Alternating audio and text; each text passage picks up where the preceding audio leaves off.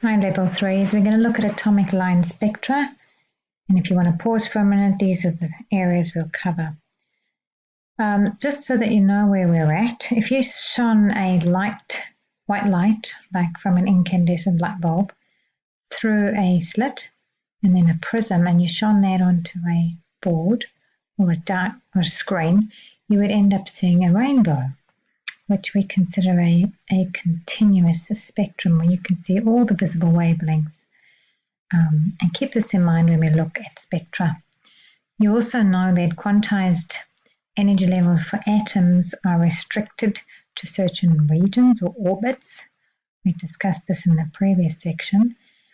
And it was best described by de Broglie when he suggested that electrons had specific wavelengths.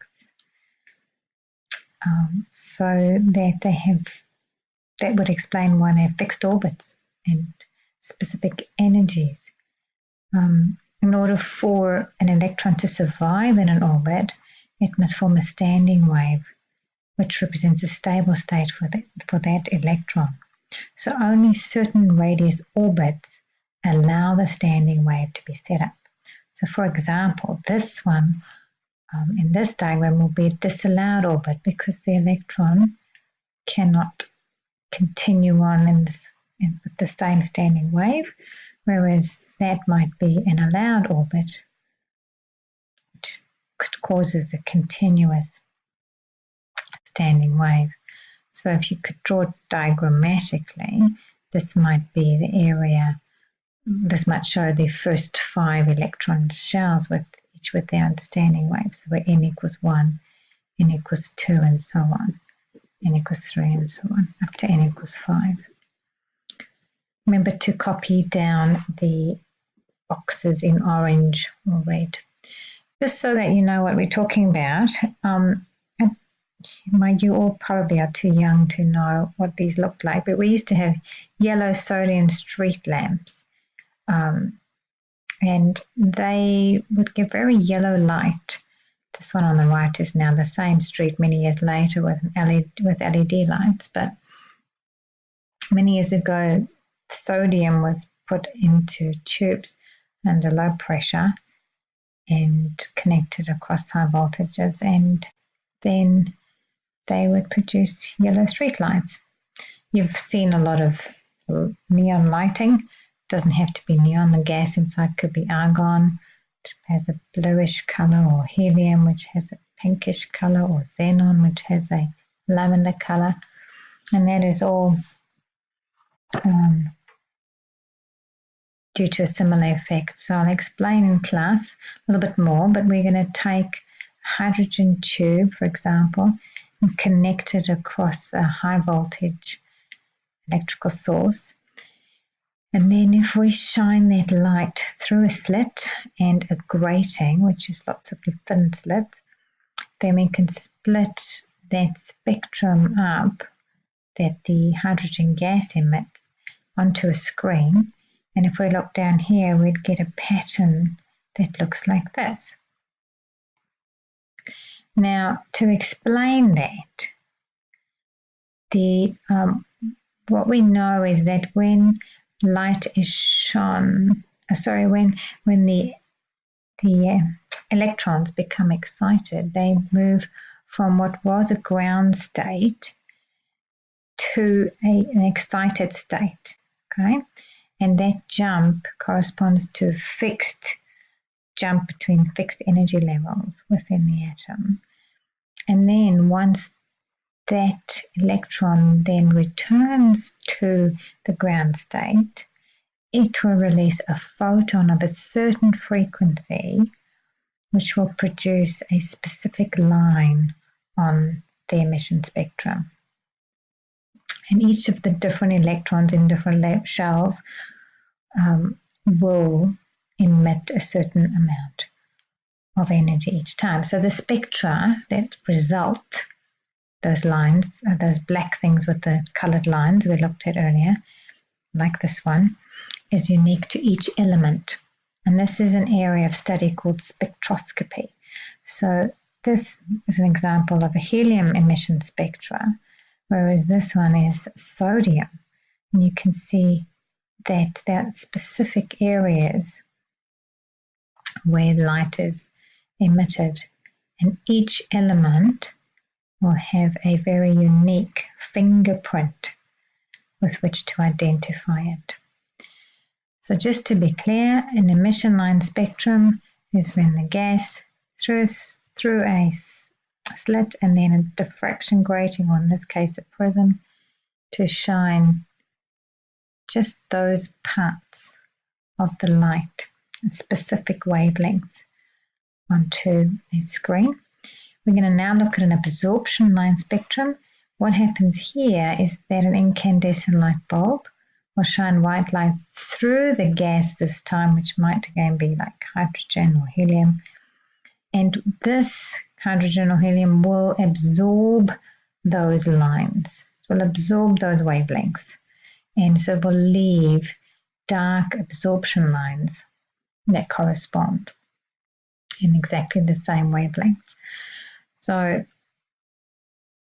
that's, we've already discussed a continuous spectrum. So electrons in an atom can jump between discrete energy levels by absorbing a photon, right?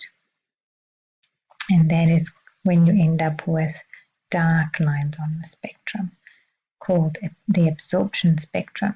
So you'll see everything either side of those lines. So you'll see the continuous and then a disruption where the wavelength of light was absorbed by the gas. I've discussed that already, and you can see that the emission spectrum is exactly the opposite of the absorption spectrum. You can see it over there. If you look at how to explain this on a diagram like this, it's actually quite useful because you can see here there's different energy levels, right? N equals 1, N equals 2, N equals 3, and so on. So if the electron jumps from this energy level, N equals 3, down to N equals 2, then a photon with a certain frequency is emitted. And if we could see that on a screen, it would be in that region of red light. That's 656 nanometers. Similarly, if an electron jumped down from N equals 4 to N equals 2, it would emit a photon in the blue-green range. And if it jumped down from N equals 5 to N equals 2, from higher up to N equals 2, you can see it has different wavelengths. And those will all then show up on the spectrum. On the, in this case, would be an emission spectrum. But what's interesting to note is that they all end up on N equals 2. Now, this visible spectrum is called the Balmer series, the visible spectrum of hydrogen. And there are other ones that we cannot see that are only detectable in ultraviolet and in infrared, but we'll discuss those in a minute. For now, what you need to understand is that there's only allowable energy level absorption and emission, okay? And that those are associated with the energy values, the jumps. Another way to explain it is using, well, definitely the way to explain it is E is equal to HF. You've covered this already. That's the energy of the photon. So I've put Mercury's energy levels here for you to see. So down at the bottom, N equals 1, we have the ground state, right? The ground state is where the lowest electron energy level is. Above that, you can have N equals 2, 3, 4, and 5, and so on. Beyond that, the electron will actually be ionized. In other words, it leaves the atom of mercury. All right. Each of these 5 energy levels, 2 to 5, are the allowed energy levels for an electron of a mercury atom. So what that means is that an electron that absorbs more than 10.4 electron volts of energy from a photon collision will actually be ionized. But if it's anything less than that, then let's say the electron was only able to absorb 6.7 electron volts. So it went up to the excited state n equals 3. And then when it fell back down or returned back down to the ground state, it emitted a single photon of 6.7 volts. All right. Other option was that it could jump down to n equals 2 and emit 6.7 minus 4.9, which is 1.8. And then it could jump again down to n equals 1 and emit 4.9 electron volts photon. And so it would have 2 jumps. All right. So that would help us to explain the hydrogen spectrum a little bit better. The Balmer formula describes the series of wavelengths in the visible spectrum. And you can see the formula here for Balmer, where L is the number of each line starting from 3. R is a constant, Rydberg's constant, and it's this value here.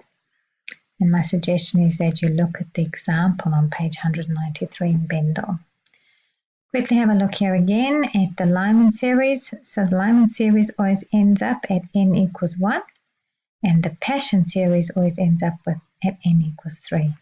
And so there's a general equation which includes all the Lyman, Balmer, and the Paschen. Lyman is in the ultraviolet part of the spectrum. The Balmer series is what we can see in visible light, and the infrared area is called the Paschen series. So as I said to you, let's just go back here and have a look. The Lyman series always ends at n equals 1. So you can see here that's called its S value. The Balmer series always ends at n equals 2, and the Paschen series always ends at n equals 3.